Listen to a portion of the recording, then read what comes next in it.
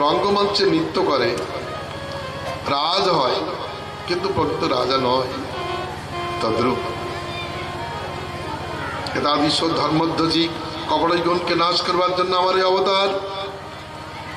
যদিও তিনি তার অস্ত্র শস্ত্র নিয়ে তীর্থযাত্রায় চলেন নাই, স্মরণ তিনি তখন একটি কুশাগ্র দ্বারা তাকে প্রাণান্ত করিলেন।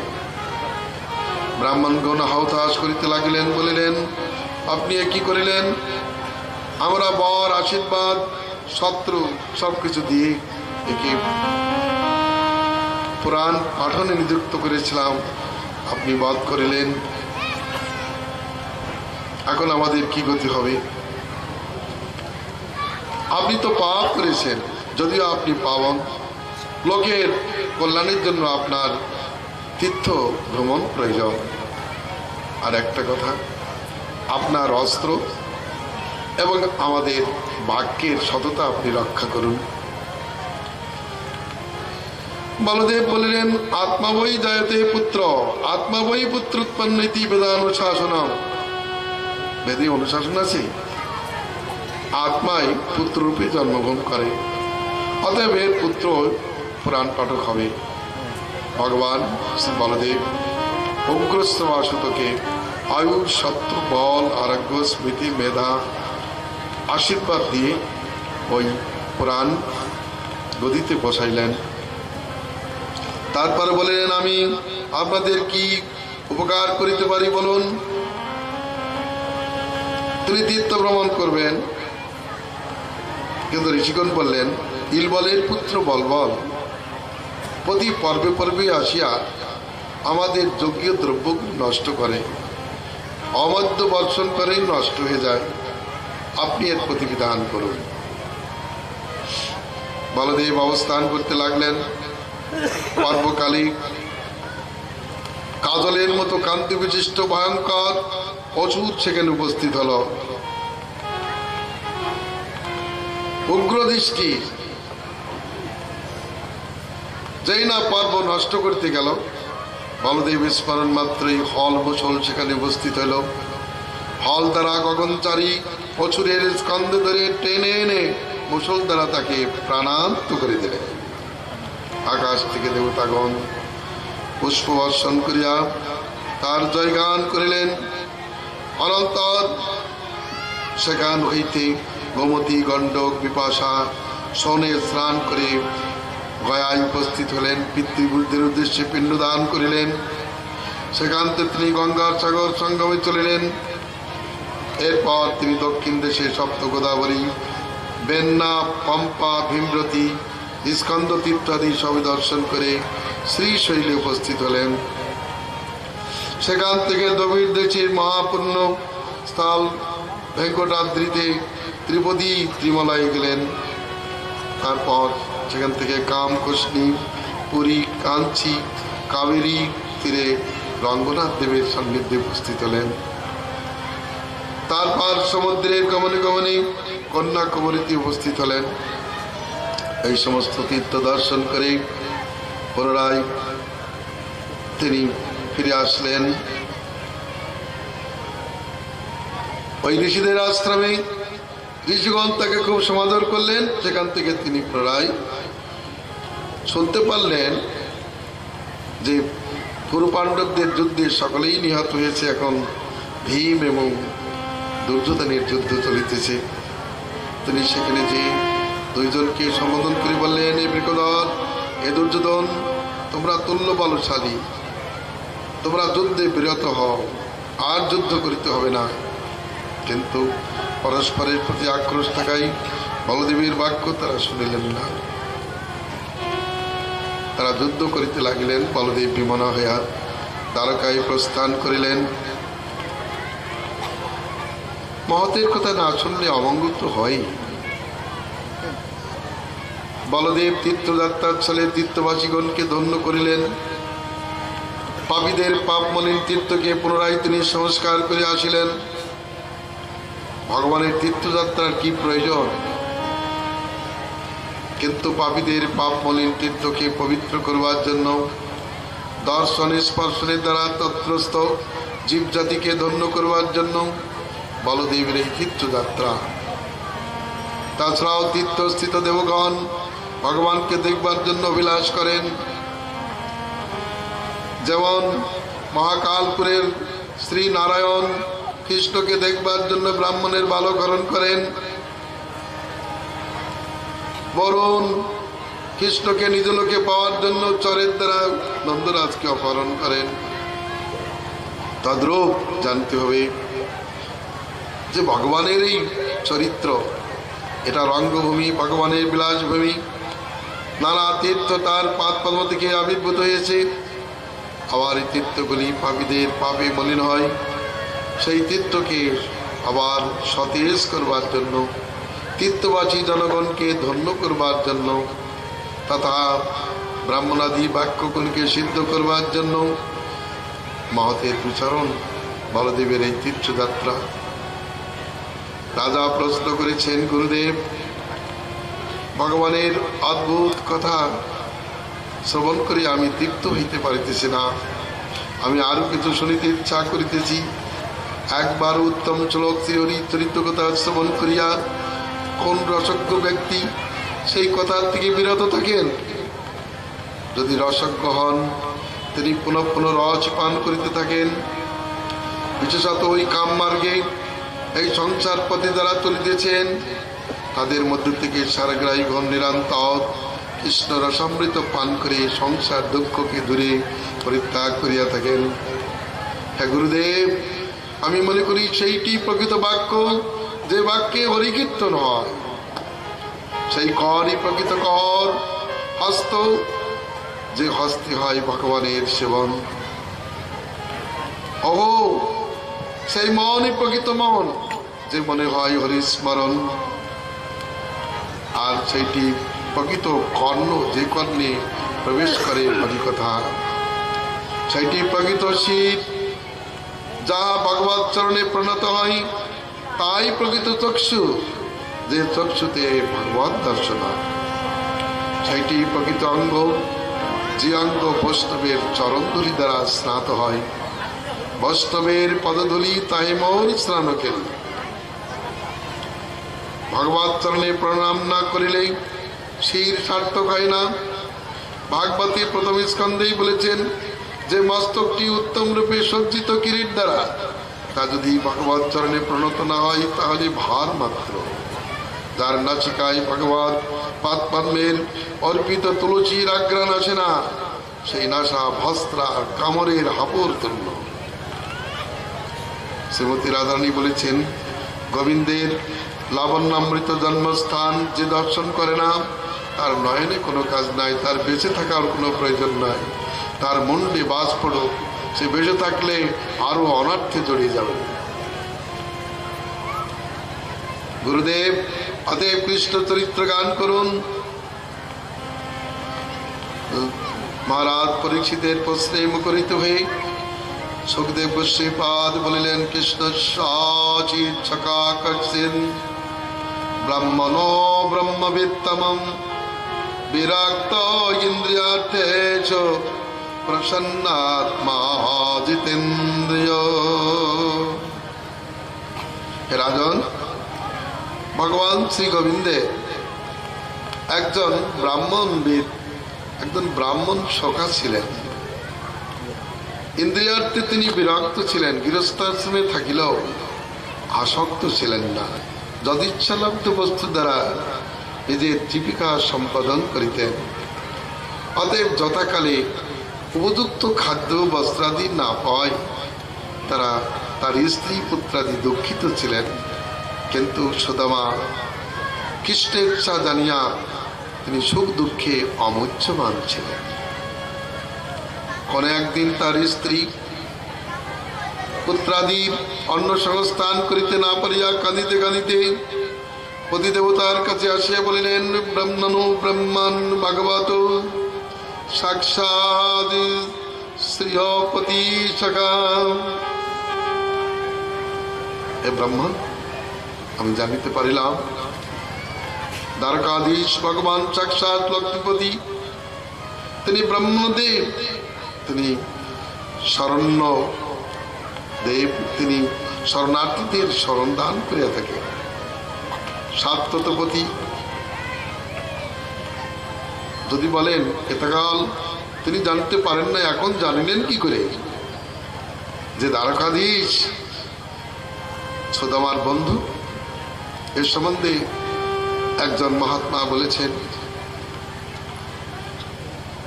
সুদামার দুঃখ দর্শন করে ভগবানের অন্তরে করুণার উদয় হল।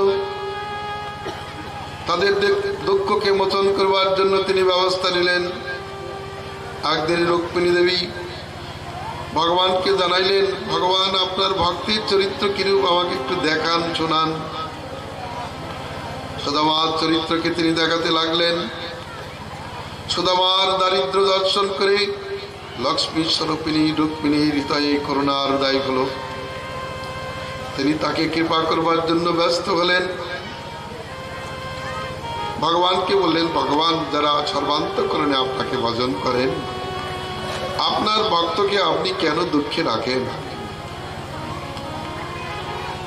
ভগবান বলেন, আমি দুঃখে রাখি না, কিন্তু তারা দুঃখে থাকতে ভালোবাসে। বলে না, আমার অন্তরে সহ্য হয় না, আপনি তার দুঃখ মোচন করুন। কি করে দুঃখ মোচন করবেন? ভগবান অগত্যা এক ভিখারীর বেশে, ব্রহ্মচারী ভিখারীর বেশে সুদামার গৃহে উপস্থিত হলেন। বললেন, ভগবতী ভিক্ষাং দেহি। সুদামার স্ত্রী গৃহকার্যে ছিলেন, অতিথি এসেছেন, তাকে কি দিবেন? ঘরে কিছুই নাই, তাই তিনি ঢুকে কাঁদতে লাগলেন। ব্রহ্মচারী রূপী ভগবান তাকে বলছেন, মা তো আপনি কাঁদিতেছেন কেন? বলেন, বাবা আমরা তো দারিদ্রের চরম সীমায় উপস্থিত হয়েছি। আমরা দরিদ্রাতি দরিদ্র, আমাদের কিছুই নাই, কি দিব? হায় হায়, অতিথি সৎকার করবার জন্য সামান্য কিছু আমাদের নাই। বসবার জন্য আসন দিয়েছেন, পানের জল দিয়েছেন, কিন্তু যে ভিক্ষা দিতে হয় সেগুলো দিতে পারছেন না। ও, আপনাদের দরিদ্রতা আছে? তো বললেন, আচ্ছা আপনাদের যদি দারিদ্র থাকে সেই দারিদ্রই আমাকে দেন। অতএব আঁচল পেতে নিলেন ভগবান, তার দারিদ্রকে আঁচল পেতে নিলেন। আর সেই সুশীলাকে বললেন, মা তো দ্বারকাধীশ সাক্ষাৎ লক্ষ্মীপতি, তিনি আপনার পতির বন্ধুদের, আপনার পতিকে তার কাছে পাঠাবেন, তিনি প্রচুর অর্থ দান করবেন। বলেই তিনি চলে গেলেন, দারিদ্র নিয়ে গেলেন। এই দারিদ্র নিয়ে গেলেন। এবার পতিদেবতার কাছে এসে তিনি বলছেন, আপনি যান। তিনি রাজি হচ্ছেন না। বলে, না, এ যাবৎকাল আমি কারো কাছে কোনো অর্থের জন্য যাই নাই। ভগবান আমার রক্ষক পালক, অতএব আমি অন্যের কাছে অর্থের জন্য যেতে পারবো না। তিনি বললেন, আপনাকে কিছু চাইতে হবে না। আপনার শরীরে ধমনী জাল বেড়ে গেছে, আপনার পরিধানে মলিন বসন থেকে ভগবান সর্বজ্ঞতা করে আপনার পরিস্থিতি জানিয়ে আপনাকে প্রচুর অর্থ দান করিবেন। বারবার বলতে লাগলেন, আপনি যান। এই দেখুন আপনার পুত্রগণ অন্যভাবে কাঁদিতেছে। হায় হায়, আজ আমি তো কিছুই সংস্থান করতে পারিতেছি না। সুদামা মনে করলেন, এই সুযোগ, বহুদিন বাল্যবন্ধুর দর্শন হয় নাই, এই সুযোগে আমি তার দর্শন করব। অয়ঙ্গি পরমলাভ নিরাম উত্তম শ্লোক দর্শনম। উত্তম শ্লোক শ্রী দর্শনই পরম লাভ স্বরূপ। তাকে দর্শন করলেই জীবের সর্বোত্তম লাভ হয়। অতএব ভগবত দর্শনে তিনি রাজি হলেন। বললেন, কল্যাণী, আমার বাল্যবন্ধুর জন্য কিছু উপহার দাও। ঘরে কিছু নাই, প্রতিবেশীদের কাছ থেকে চাল পেড়াই 4 মুষ্টি চিড়ে একটা মলিন বস্ত্রে বেঁধে পতিদেবতার হাতে তুলে দিলেন। সদমা একটা লোটা আর একটা মলিন ধুতি কাঁধে নিয়ে পুটলাটে বগলে চাপিয়ে কৃষ্ণ কীর্তন করতে করতে যাত্রা করেছেন। কখনো কখনো কৃষ্ণ কীর্তনে তন্ময়ে পথ ভুলে যাচ্ছেন। ভগবান তাকে নানা প্রকারে পথে তুলে দিচ্ছেন। এভাবে সমুদ্রের তীরে উপস্থিত হলেন। ভগবতের চাই তিনি সমুদ্র পার হয়ে দ্বারকায় উপস্থিত হলেন। 3টি দ্বার অতিক্রম করে অন্তর্মহলে চলে যাবেন। দ্বারী বললেন, আপনি কে? আপনার কি পরিচয়? কোথায় যাবেন? বললেন, আমি দ্বারকাধীশ শ্রীকৃষ্ণের দর্শনার্থী। দ্বারকাধীশ আমার বাল্যবন্ধু, আমার নাম সুদামা। দ্বারী জানালেন যে ভগবান আপনার এক বন্ধু সুদামা নামে দ্বারে আসিতেছেন। শ্রবণ মাত্রই ভগবান সঙ্গে সঙ্গে রুক্মিণীর পালাঙ্গ পরিত্যাগ করে তাকে আনবার জন্য ছুটিলেন। দ্বার থেকে তাকে আলিঙ্গন করে বুকে ধরেই তিনি রুক্মিণী ভবনে উপস্থিত হলেন। নিজ সিংহাসনে বসালেন। পূজা করবার জন্য আদেশ করিলেন। সমস্ত পূজার উপকরণ উপস্থিত হল। সুবাসিত জলে তার পাদ প্রক্ষালন করিলেন। সেই জল নিজে মস্তকে ধারণ করিলেন। গন্ধ পুষ্পাদি দ্বারা তার মহতি পূজা করিতে লাগিলেন। ইত্যবসরে নানা গৃহ থেকে নরনারীগণ ছুটি আসিয়া দেখেন ব্রহ্মদেব শ্রীহরি এক অবধূতে সেবা করিতেছেন। তারা বলিতেছেন, এই অবধূত কি পুণ্যবান! ও সাক্ষাৎ লক্ষ্মীপতি তার সেবা করিতেছেন।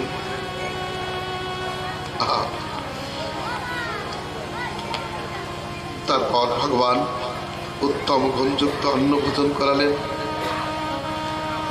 পালনকে বসিয়ে তাম্বুল দিয়ে কণ্ঠ ধারণ করে বলছেন, অপি ব্রহ্মান গুরুকুলাৎ ভবতা লব্ধ দক্ষিণাৎ সমাবৃত্তেন ধর্মজ্ঞ বাজোড়া স্বদেশী নবাম। হে ব্রাহ্মণ, গুরুকুল থেকে বিদ্যা অধ্যয়নের পর সমাপন করেছেন। সমাপনের পর আত্মস্বদেশী ভাজ্যা স্বীকার করিয়াছেন কি? বলে, হ্যাঁ করিয়াছে। তা আমি তো জানতে পারলাম না। সুদামা বলছেন, আপনি আপনার এই পরিচর্যা করছি কারা? বলে, আমার পত্নী। আমি তো একটু জানতে পারলাম না। দুই বন্ধু হাস্যরসে আনন্দ নিচ্ছেন। এত বিবাহ করেছেন, আমি তো জানতে পারলাম না। বলার কিছু নাই। তারপরে বলছেন, আপনি সংসারে গেলেও আমার মনে হয় সংসারে মন নাই। কারণ সংসার যাদের মন থাকে তারা কর্মোদ্যম হয়, ভোগময় হয়। যারা কর্মী তারা ভোগী হয়। তাদের শরীর স্বাস্থ্য দেখলে বোঝা যায়। কিন্তু আপনার শরীর দেখে মনে হচ্ছে আপনি সংসারে আসক্ত নহেন, যদিচ্ছালব্ধ বস্তু দ্বারা জীবিকা সম্পাদন করেন। তো ব্রাহ্মণ, আমরা যে একসঙ্গে গুরুকুলে বাস করেছিলাম সেই কথা আপনার মনে আছে কি? নিশ্চয়। জগৎগুরু আপনার সঙ্গে আমরা গুরু করে বাস করিয়েছিলাম, এ কথা কি ভুলবার কথা? কখনোই না। ভগবান বললেন, জন্মদাতা প্রথম গুরু, আর বিদ্যাদাতা দ্বিতীয় গুরু, আর যিনি দীক্ষা দান করেন তিনি হচ্ছেন তৃতীয় গুরু। এ সংসারে তিনি প্রকৃত অর্থবিদ, পরমার্থবিদ, কুশলী, যিনি গুরুর বাক্য রূপ নৌকাকে আশ্রয় করিয়া এই দুঃখপূর্ণ সংসার সমুদ্রের পরপারে যান। হে ব্রাহ্মণ, আমি কিন্তু গুরু শুশ্রূষা দ্বারা যত সন্তুষ্ট হই, ব্রহ্মচর্য, গারস্থ, বানপ্রস্থ, সন্ন্যাস পালনে তত সন্তুষ্ট হই না। অহো, মনে আছে কি এক সময় আমরা গুরুমাতা কর্তৃক কাষ্ঠ আনয়নে আদিষ্ট হইলে বনে প্রবেশ করিয়াছিলাম। বহু কাষ্ঠ সংগ্রহ করে ফিরিবার পথে অকালে বিশাল ঝড় বৃষ্টি আরম্ভ হয়েছিল। দেখিতে দেখিতে অন্ধকারে সেই বন ছেয়ে গিয়েছিল, জলে জলাকার হয়ে গিয়েছিল, উচ্চ নিত্য স্থান জানা যাইতেছিল না। অগত্যা আমরা কাঠের বোঝা মাথায় করে সেই রাত্র বনেই যাপন করিয়াছিলাম। এদিকে গুরুদেব আমাদের আগমন হচ্ছে না জানিয়া উদ্বিগ্ন চিত্তে ছিলেন। প্রাতঃকালে আমাদের অন্বেষণে নির্গত হলেন। প্রতিমধ্যে আমাদেরকে এইভাবে আতুর দর্শন করি তিনি করুণ চিত্তে বলিলেন, ও হে পুত্রকা, জুয়মস্মাদার্থ্যতি দুঃখিতা, আত্মা বৈ প্রাণিনাং পৃষ্ঠ স্তমনাদৃত মৎপরা। হে পুত্রগণ, তোমরা আমার জন্য অনেক দুঃখ ভোগ করিয়াছ। আত্মা প্রাণীদের অত্যন্ত প্রিয়, সেই আত্মাকেও আমার জন্য তোমরা পীড়িত করতে দ্বিধাবোধ করো নাই। শিষ্যের এই কর্তব্য। সর্বতভাবে গুরুদেবের সর্বস্ব সমর্পণই শিষ্যের কর্তব্য। সর্বস্বং গুরুবে দদ্যাৎ। আমি তুষ্ট হয়েছি, আমি আশীর্বাদ করি দ্বিজশ্রেষ্ঠগণ তোমাদের মনোরথ পূর্ণ হোক। পৃথিবীতে বেদবাণী নিত্যকাল অবস্থান করিতে থাকুক, তোমাদের কীর্তিতে জগৎ পূর্ণ হবে। আমরাও গুরুর চরণে প্রণাম করে কাষ্টনে ফিরলে গুরুমাতা বুকে জড়ে ধরি কত আদর আশীর্বাদ করেছিলেন। হে ব্রাহ্মণ, আমি মনে করি গুরুর অনুগ্রহে নৈব অমান পূর্ণ প্রশান্তই। গুরুদেবের অনুগ্রহী পুরুষ পূর্ণাত্মা হইয়া থাকেন, গুরুর প্রসাদে সিদ্ধ হইয়া থাকেন। সদমা বলিলেন, ও জগৎগুরু, আপনার সেই আমি গুরুকুলে বাস করিয়াছিলাম, এটাকে আমি ধন্যতা মনে করিতেছি। কি অবশেষ থাকে ভগবানের সঙ্গ হলে? ভগবান যার সঙ্গী, তার বন্ধু, তার অবশেষ কি আছে? তার অপ্রাপ্য কিছু থাকে না। কিন্তু আপনার মতো জগৎ গুরু, গুরু গিরে বাস বিড়ম্বনা। তবে মনে করি জগৎজীবকে শিক্ষা দেওয়ার জন্যই আপনার গুরুকুলে বাস লীলা। ভগবান এইভাবে কথা বলে চলেছেন। সুদামার আগমনের কারণ তিনি জানিতে পারিলেন, কিন্তু সুদামা একটু কথাও বলিলেন না। স্ত্রী অনুরোধেও তার কাছে ধন চাইলেন না। জন্য ভগবান একটু প্রেম বারে দৃষ্টি করে বলছেন, হে ব্রাহ্মণ, আপনি গৃহ হইতে আমার জন্য কি উপায়ন আনিয়াছেন তাদের। সুদামা বড় লজ্জায় পড়েছেন। লক্ষ্মীপতিকে তিনি এই সামান্য চাল প্রায় ছিঁড়ে কি করে দিবেন? মলিন বস্ত্রে বাঁধা, তিনি দিতে রাজি হচ্ছেন না। ভগবান বলিলেন, প্রেমিক ভক্ত ভক্তি বারে আমাকে যা দান করে তা ক্ষুদ্র কইলেও অনন্ত, আর অভক্তগণ আমাকে যা দান করে যথেষ্ট হলেও তা আমার প্রীতির কারণ নয়। পাত্র, পুষ্প, ফল, জল এসব যদি কেউ কোনো ভক্ত ভক্তি ভরে প্রযতাত্মা হয়ে আমাকে দান করে, আমি তার ভক্তি বসে ওইগুলি গ্রহণ করি নয়, কিন্তু ভজনও করি। তাদের ফল খাই, ফুলও খায়, পত্রাদিও খেয়ে থাকি। যেমন দ্রৌপদীর শাক আর বিদুরের ঘরে তার স্ত্রীর কলার খোসা পর্যন্ত ভগবান প্রেমভরে গ্রহণ করিয়াছেন। কিন্তু সুদামা রাজি হচ্ছেন না, লজ্জায় পড়ে গেছেন, পুটলাটা বগলের ভিতরে দাবিয়ে রেখেছেন। আহা, ভগবান জোরপূর্বক বন্ধ দিতেই হবে, আমার জন্য এনেছেন, কেন আমাকে দিবেন না? জোরপূর্বক পুটলাটা খুলে নিলেন, তার মুখটা খুলে সেখান থেকে এক মুষ্টি মুখে দিয়ে চাবাতে চাবাতে বলছেন, নন্নে তাদ পনিতাং মে পরম প্রিননং সকে তার্পয়ন্তঙ্গমাং বিশ্বম এতে পৃথক তণ্ডুলা। ব্রাহ্মণ, এই বন্ধু, এই যে আপনার এই বস্তু, সর্বাত্মা বিশ্বাত্মা আমাকে পরিতৃপ্ত করিল, এতে আমি পরম তৃপ্ত হলাম। পুনরায় তিনি আর এক মুষ্টি লইতে যাইতেছেন, এদিকে বাজনরত রুক্মিণী দেবী তার হাতে ধরিলেন, প্রভু যথেষ্ট হয়েছে। এতাবদলং বিশ্বাত্মন সর্বসম্প্রদ সমৃদ্ধয়ে অস্মিন লোকে অথবা মুস্মিন বংশস্তত্ত্ব শোকারণম। ভগবান, আপনি বিশ্বাত্মা, এক মুষ্টি খেয়েছেন তাই যথেষ্ট, কারণ আপনার সন্তোষ হলে জগতের অলভ্য কিছুই থাকে না। আমার দৃষ্টিপাতি সমস্ত সম্পত্তি তার লাভ হবে। এই কথা মাত্রই ভগবত ইচ্ছায় বিশ্বকর্মা সেই সুদামার পণ্যকুটির স্থানে বিশাল দেবদুর্লভ রাজভবন নির্মাণ করিয়া দিলেন। সুশীলা যে পণ্যকুটিরে শায়িত ছিলেন, সেই পণ্যকুটির এখন রাজভবনে পরিণত হয়েছে। রাত্রের পরে অপরাহ্ন যখন প্রাতঃকালে রাত্রোত্থান করিলেন, দেখিলেন তিনি অপূর্ব ষোড়শী নারী হয়েছেন।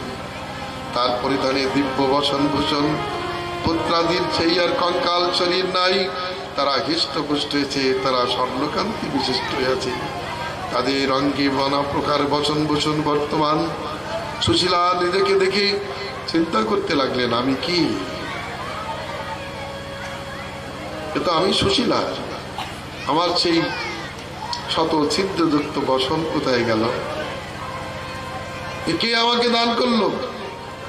আমি কোথায় পেলাম? আমি কি স্বপ্ন দেখিতেছি? না না না, বুঝতে পারলেন, আমার পতিদেব শ্রী গোবিন্দের কাছে গিয়েছেন, তার অসীম পথে আমার এই সম্পদ সিদ্ধ হয়েছে।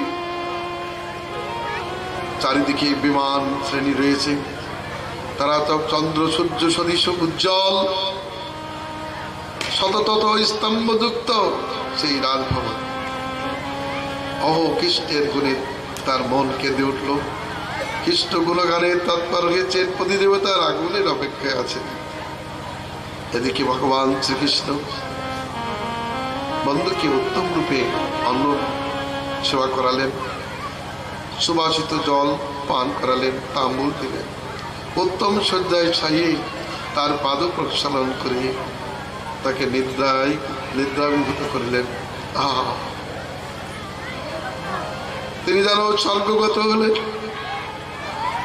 পরের দিন প্রাতঃকালে নৃত্য গীত করে গোবিন্দের কাছে এসে বলছেন, গোবিন্দ বন্ধু, আমাকে অনুমতি করুন, আমি গৃহে ফিরে যাব। যে জন্য এসেছেন কিছুই বলতে পারলেন না, আমি গৃহে ফিরে যাব।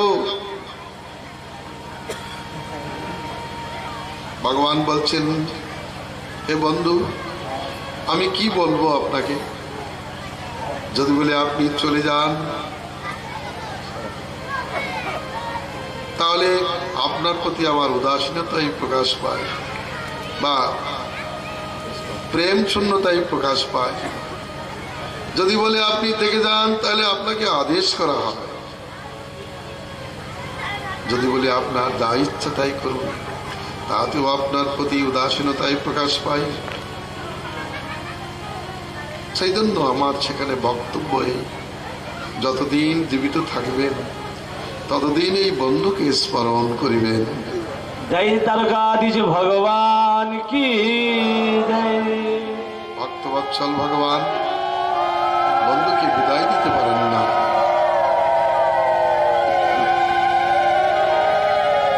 সুদামা শ্রীকৃষ্ণের গুণে মুগ্ধ হয়ে তার গুণগান করতে করতে যাত্রা করেছেন। প্রতিমধ্যে চিন্তা করছেন, অহো ব্রহ্মণ্য দেবস্য দিষ্টা ব্রহ্মণ্যতা ময়া যদ্দরিদ্র তম লক্ষ্মীম আশ্লিষ্ট বিভ্রত ঋষি। আজ আমি ব্রহ্মদেব শ্রীকৃষ্ণের অদ্ভুত ব্রহ্মণতা দর্শন করিলাম।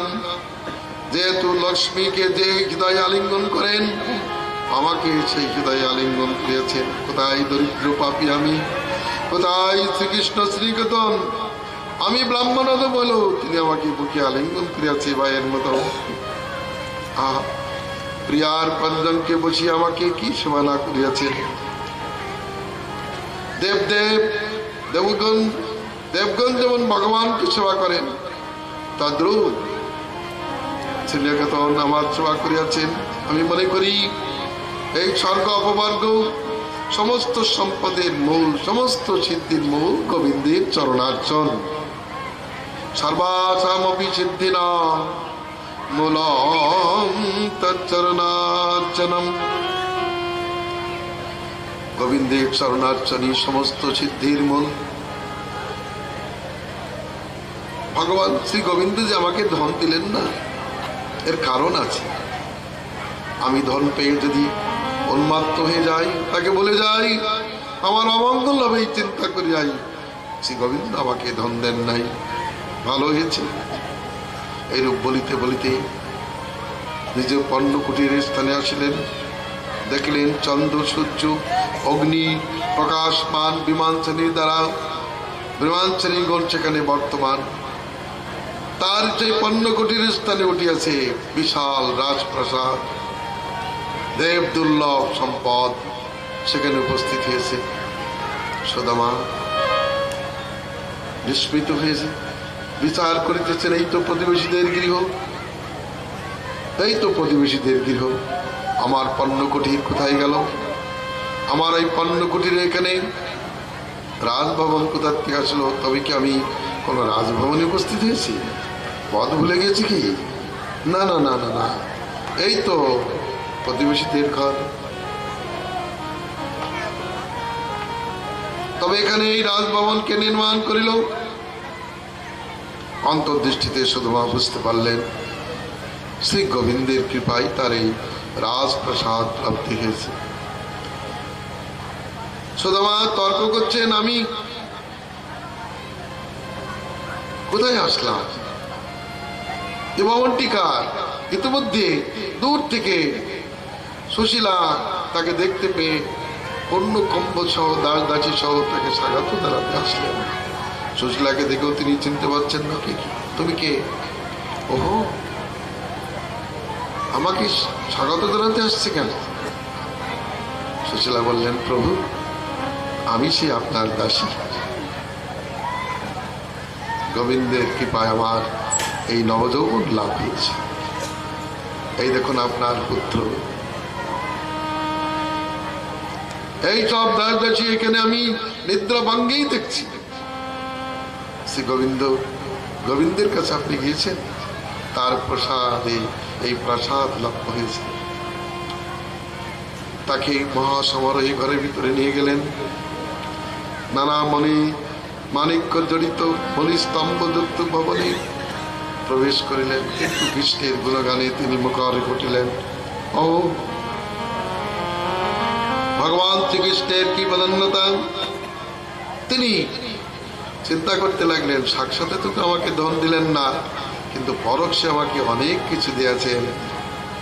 পর্জন্যবাদ তিনি অকহিত কিভাবে বর্ষণ করিয়াছেন। আমার মনে হয় আমার যদি জন্ম হয় পুনরায়, আমি যেন তার সেই বন্ধুত্ব রাখতে পারি। আমার সামান্য বস্তু খেয়ে তিনি তৃপ্ত হয়েছেন, তাই আমার কথা আমি যদি জন্ম পাই তাহলে প্রতি জন্মেই যেন এইভাবে তাকে তৃপ্ত করিতে পারি বলে কাঁদতে কাঁদতে কৃষ্ণ গুণগানে তন্ময় হয়ে গেলেন। কৃষ্ণের গুণগানে তন্ময় হয়ে পড়লেন। কবি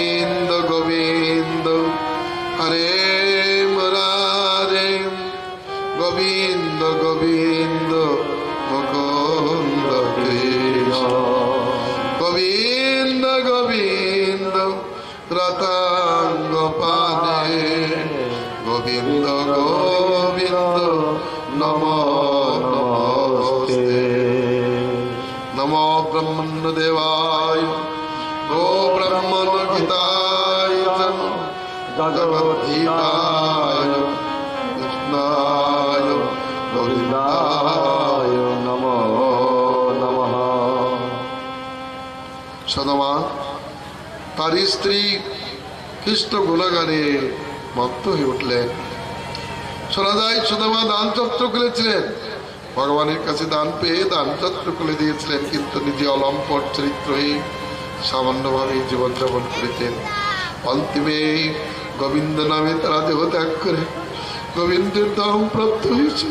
ও ভগবান শ্রীকৃষ্ণের ভক্তের কি মহিমা, আর ভগবান শ্রীকৃষ্ণের ভক্ত বাৎসল্যের কি সীমা প্রকাশিত হলো। সুধমা বিপ্র কি, সুশীলা দেবী কি। দেখেছেন কৃষ্ণ ভক্ত অকিঞ্চন নিষ্কিঞ্চন, ভগবান অকিঞ্চন প্রিয়। অকিঞ্চন প্রিয় ভগবান, তার জন্য না কি করেছেন। মানুষ মনে করে না চাইলে আমি পাবো না, কিন্তু সুদামা না চাইতেও অনেক কিছু পেয়েছে। তাই আমার ভক্তি বিনোদ ঠাকুর গানে লিখেছেন, না চাইতেও নামের গুলে ওসব ফল পাই রে, তুচ্ছ ফলের আশা ছেড়ে রে, হরি বলো হরি বলো হরি বলো ভাই রে। চলে শ্যাম সুন্দর চে मिलने सुदामा, गाते चले मन में हरे कृष्ण राम। চলে শ্যাম সুন্দর চে মিললে সুদামা, গাতে চলে মন মে হরে কৃষ্ণ রাম। হরে কৃষ্ণ হরে কৃষ্ণ কৃষ্ণ কৃষ্ণ হরে হরে, হরে রাম রাম রাম হরে হরে। लोटा और धोती कांध पे लटकाए, धोती कांध पे लटकाए, कंडोल की पुटली बगल में दबाए, कंडोल की पुटली बगल में दबाए। सुदाई श्री दारुका परिधामा, गाते चले मन में हरे कृष्ण रामा। पहुँचे जाए सीतार कापुरी धाम, गाते चले मन में हरे कृष्ण राम। हरे कृष्ण कृष्ण कृष्ण हरे हरे, हरे राम राम राम राम हरे हरे। हरे कृष्ण कृष्ण कृष्ण हरे हरे, हरे राम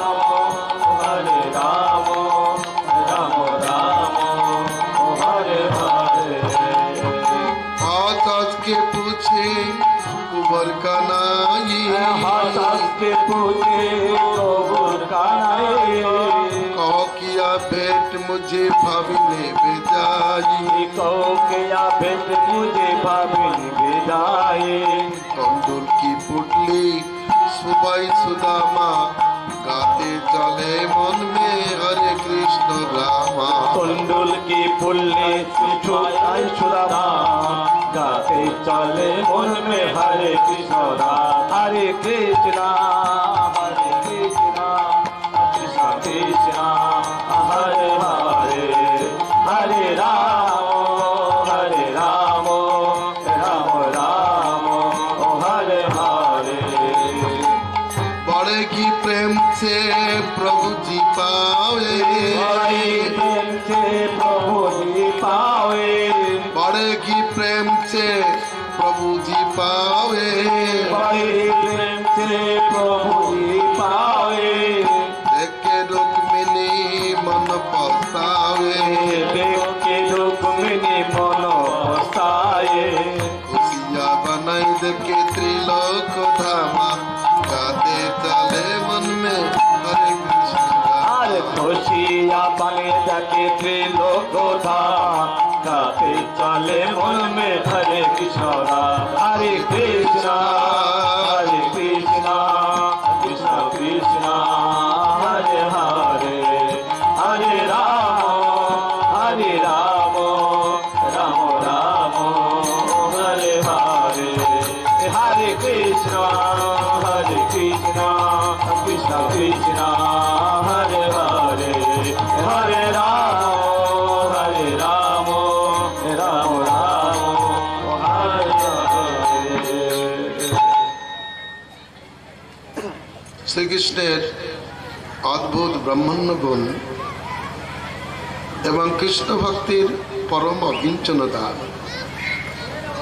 এই সুদামা চরিত্র হইতে প্রকাশিত হল। সুদামা তিনি অভিশাপ থেকে মুক্ত ছিলেন। ব্রাহ্মণ জাতি তিনবার অভিশপ্ত হয়েছে। প্রথমে ব্রহ্মা গয়াধামে ব্রাহ্মণগণকে অভিশাপ দিয়েছিলেন। বিষ্ণু পাদপীঠ স্থাপিত হলে ব্রহ্মা বলেছিলেন, হে ব্রাহ্মণগণ, তোমরা কারোর কাছে কিছু চাইবে না,